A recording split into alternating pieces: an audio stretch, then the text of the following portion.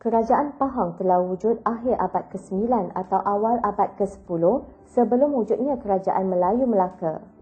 Wilayah bahagian selatan Semenanjung Tanah Melayu termasuk dalam kawasan Kerajaan Pahang. Pada awal kurun ke-16 Masihi, sewaktu wujudnya Kerajaan Melayu Johor, sempadan negeri Pahang meliputi segili besar di bahagian selatan, Terengganu di sebelah utara, manakala di sebelah baratnya sampai ke Rembau, Selangor dan Perak. Di sebelah timurnya terbentang Laut Cina Selatan.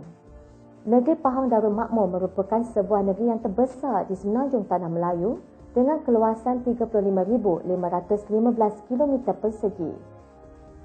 Kemasyhuran dan kehebatan namanya pada masa dahulu menjadikan negeri ini rebutan kerajaan yang ada di sekelilingnya.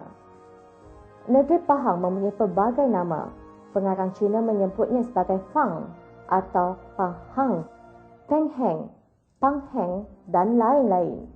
Pada tahun 1225, penulis Cina Chao Jukua telah mengarang sebuah buku berjudul Chu Fan Chi. Beliau menyatakan Pahang sebagai Fong Fong yang bernaung di bawah kerajaan Palembang. Orang Arab pula menyebut Pahang sebagai Fahan. J.R. Tibbets, seorang ahli sejarah Eropah, berpendapat huruf Arab dalam buku karangan Mas'udi itu adalah Pahang. Beliau menyebut perkataan Panjab itu sebagai Fanhan, Panghang atau Panhang. Kesemuanya bermaksud Pahang. Ada juga pendapat yang menyatakan Pahang berasal dari bahasa Siam bererti timah. Ini kerana orang Siam pernah mendiami negeri ini dan membuka lombong biji timah. Mengikut cerita tradisi Melayu pada zaman dahulu, Sungai Pahang bertentangan dengan Sungai Kembahang. Terdapat sebatang pokok mahang yang besar dan tumbang melintasi sungai tersebut. Dari pokok mahang itulah nama negeri Pahang diambil. Menurut sejarah Melayu pula, Pahang dikenali sebagai Pura. Peninggalan alat-alat kebudayaan Neolitik didapati tersebar luas, terutama di daerah Jerantut, iaitu di Lembah Tembeling, Kuala Lipis, Bentung dan Temerloh. Terjumpanya gendang Dongson serta tembikar-tembikar Cina dan Eropah membuktikan bahawa Sungai Tembeling sebagai pusat perhubungan dalaman yang penting pada masa dahulu malah hingga ke hari ini. Penduduk-penduduk tempatan masih menggunakan sistem sungai ini untuk berulang-alik ke negeri-negeri yang bersempadan dengannya.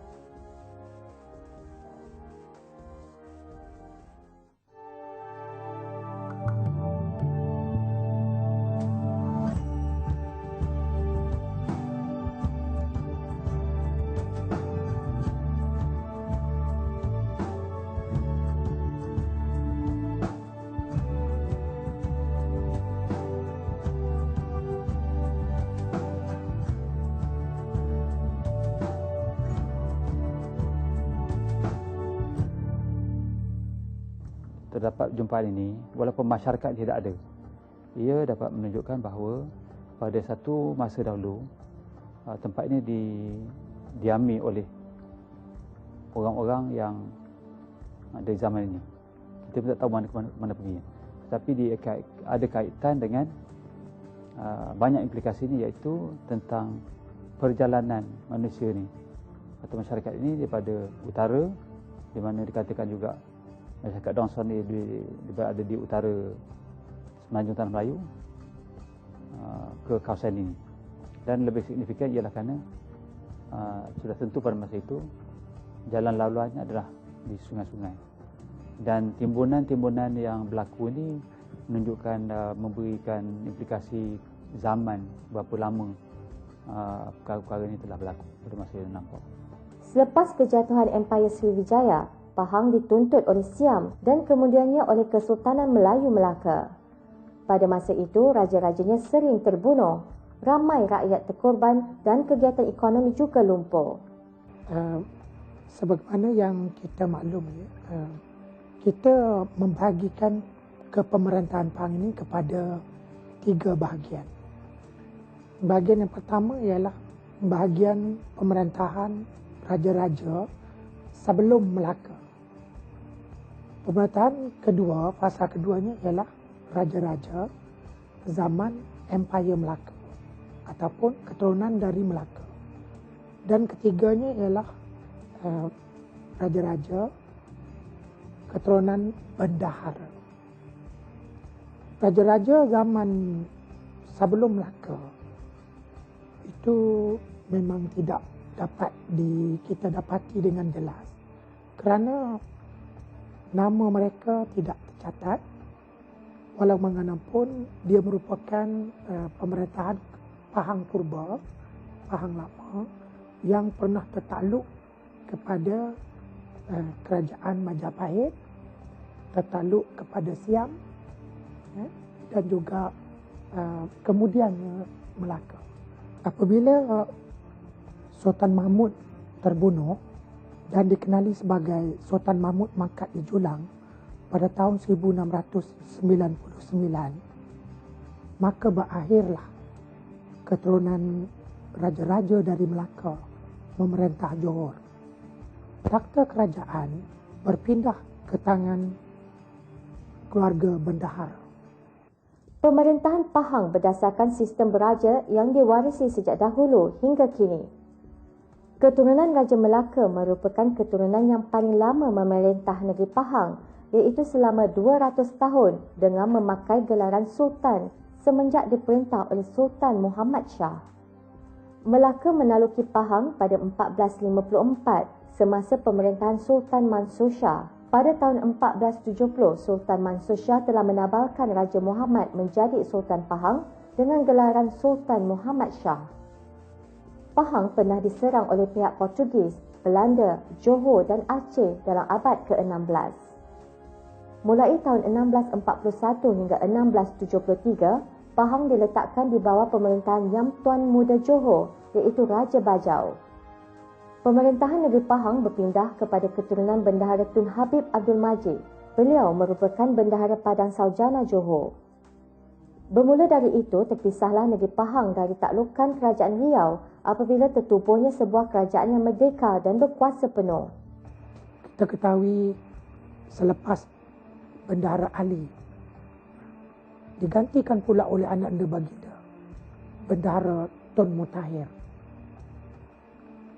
Dan tak kala pemerintahan Tun Mutahir inilah satu peristiwa berlaku di Pahang, iaitu Perang Saudara yang terkenal itu.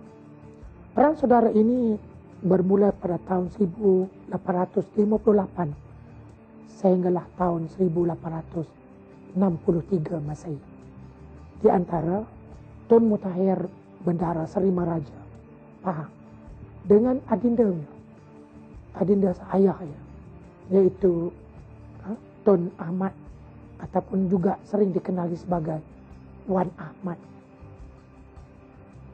Krisis tuntutan Wan Ahmad mengikut kata wasiat Bendahara Ali, ayahanda baginda, bahawa daerah Endau dan Kuantan menjadi kawasan pemerintahan Wan Ahmad. Tetapi wasiat ini tidak diendahkan oleh Bendahara Tun Mutahir. Sehinggalah berlakulah peperangan saudara yang berlarutan. Dan peperangan daripada awalnya hanya menuntut kedua-dua daerah itu diberikan hak kepada Wan Ahmad, telah bertukar menjadi perang rebut takhta.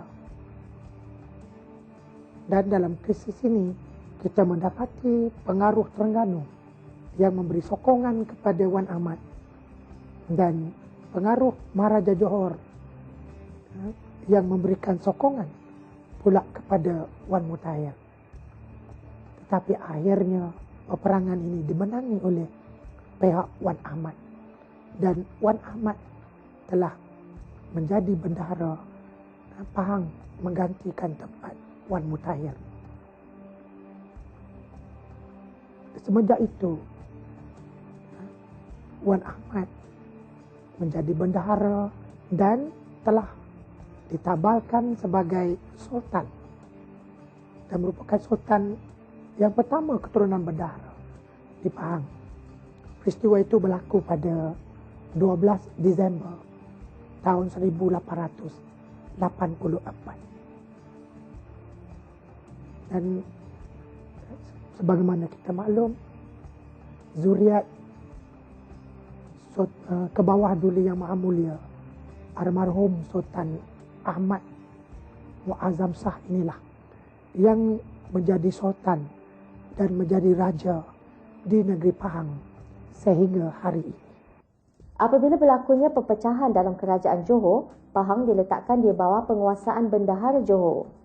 Dari tahun 1858 hingga 1863, Pahang mengalami perang saudara antara Wan Mutahir dan Wan Ahmad dalam perebutan kuasa berikutan kemangkatan Bendara Ali pada 1856.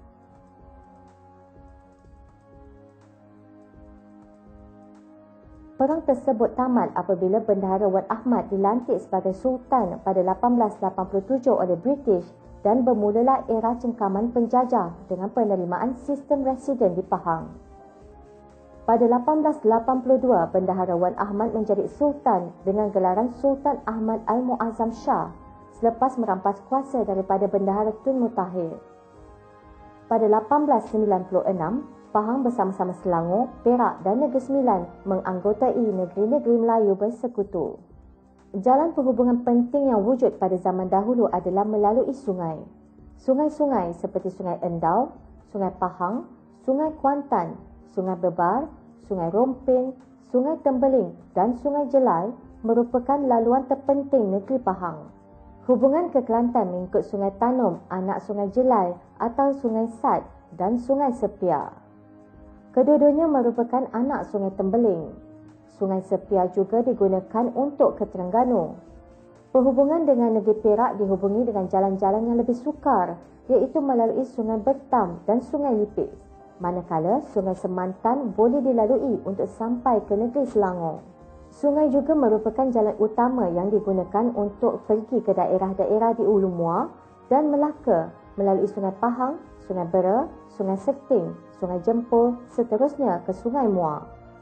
Jalan inilah yang pernah diikuti oleh Sultan Mahmud Shah dan putera baginda Sultan Ahmad sewaktu Melaka diserang oleh Portugis yang menjejaki baginda sampai ke Pagoh dan Bentayan, Kuala Muar pada akhir tahun 1511. Jalan ini juga pernah digunakan oleh Sultan Ali, putera Sultan Husin Shah Singapura dari Kampung Umbai, Melaka untuk berjumpa Bendahara Wan Ahmad di Pekan Pahang pada tahun 1863. Sumber-sumber ataupun keadaan-keadaan semula jadi seperti sungai, lembah, ya,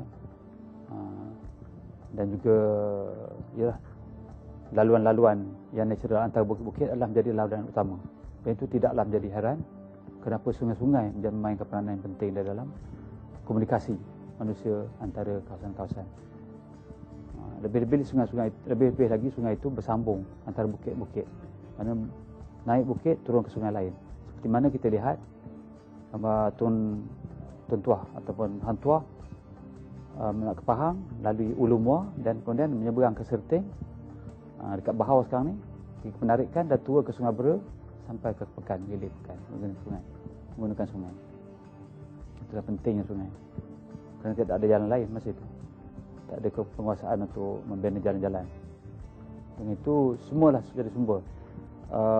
Membawa hasil daripada dalaman ke Kuala untuk nak diperniagakan ke negeri-negeri lain.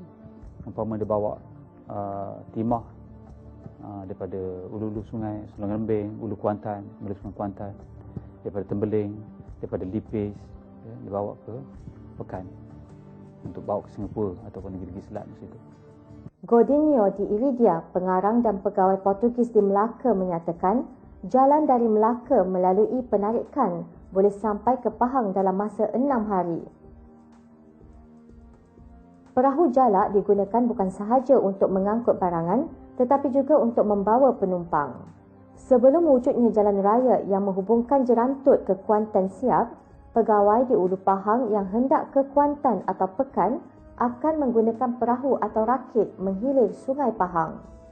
Apabila Pahang menerima residen British yang pertama, iaitu J.P. Roger pada Oktober 1888, pihak British telah memilih Pekan sebagai pusat pentadbiran negeri. Namun 3 tahun selepas itu, dalam tahun 1891, pusat pentadbiran negeri telah berpindah ke Lipis selama lebih kurang 64 tahun. Selepas itu, pusat pentadbiran bertukar pula ke Kuantan dari tahun 1955 hingga sekarang. Pada penghujung tahun 1910, jalan sepanjang 20 km dari Kuantan menuju Ulu Pahang siap dibuka bagi kegunaan orang ramai. Kemudahan perhubungan negeri ini terus maju dengan terbinanya jalan raya, jambatan, lapangan terbang, stesen kereta api dan pelabuhan.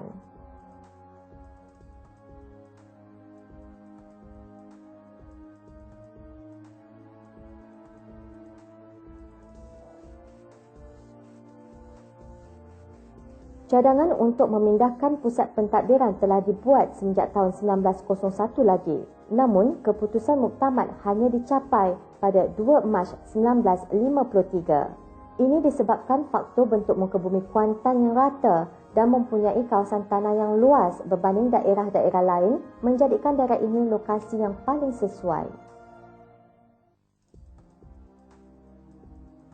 Pusat pentadbiran negeri Pahang telah dipindahkan ke Kuantan pada hari Sabtu 27 Ogos 1955 yang dirasmikan oleh Kebawah Duli Yang Maha Mulia Sultan Abu Bakar Raituddin Al-Muazzam Shah Ibni Almarhum Al-Sultan Abdullah Al-Mutasim Billah. Manakala pada 28 Februari 1970, bangunan pusat pentadbiran berpindah ke Wisma Seri Pahang dan kekal hingga ke hari ini.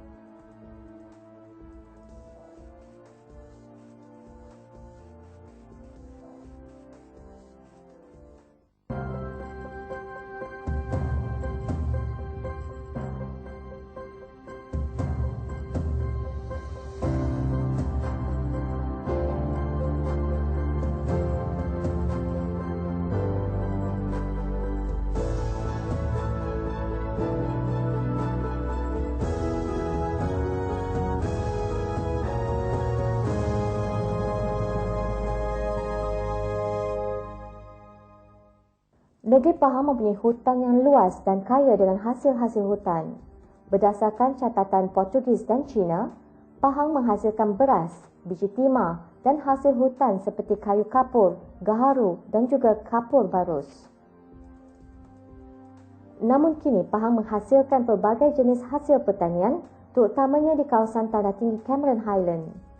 Suhu sejuk sederhana merupakan faktor penggalak tanaman seperti buah strawberry, teh, sayur-sayuran, tumbuh subur dan mampu menjana ekonomi penduduk setempat. Salah satu lokasi yang serupa adalah di Bukit Fraser. Kawasan ini pernah menjadi tempat percutian pegawai-pegawai British sewaktu musim panas. Sehingga kini masih terdapat bangunan-bangunan yang bercirikan reka bentuk British. Kini Pahang mempunyai 11 buah daerah iaitu Kuantan, Pekan, Rompin, Maran, Temeloh, Jerantut, Bentong, Raub, Lipis, Cameron Highlands dan Bera. Negeri Pahang juga menyimpan khazanah alam yang tidak ternilai harganya. Berbagai spesies flora dan fauna masih boleh kita lihat jika berkunjung ke Taman Negara Pahang. Terdapat 2 buah tasik yang terkenal di negeri ini iaitu Tasik Chini dan Tasik Bera. Bentuk muka bumi Pahang yang bergunung ganang di sebelah baratnya dan mendata di sebelah timur merupakan satu kelebihan bagi negeri ini dengan memiliki pesisir pantai yang indah. Terdapat juga beberapa buah pulau di luar pesisir yang terkenal dengan keindahan laut dan kecantikan terumbu karangnya iaitu Pulau Tioman.